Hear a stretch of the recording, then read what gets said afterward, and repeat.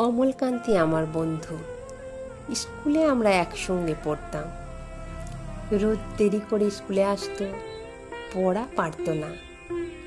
শব্দরূপ জিজ্ঞাসা করলে এমন অবাক হয়ে জানালার দিকে তাকিয়ে থাকতো যে দেখে ভারী কষ্ট হতো আমাদের।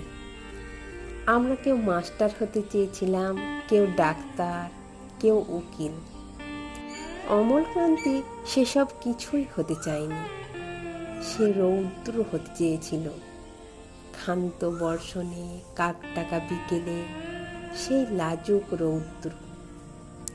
জাম আর জামরুলের পাতায় যা নাকি অল্পখানি একটু হাসির মতো লেগে থাকে। আমরা কেউ মাস্টার হয়েছি, কেউ ডাক্তার, কেউ উকিল।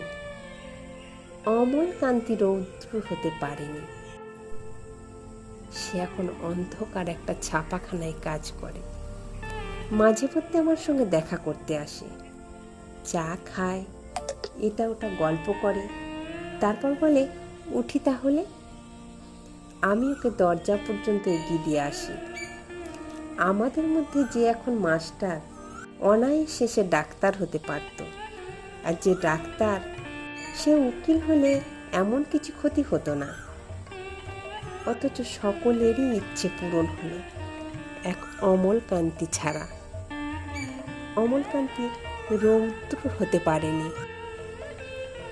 সেই অমলকান্তি রৌদ্রের কথা ভাবতে ভাবতে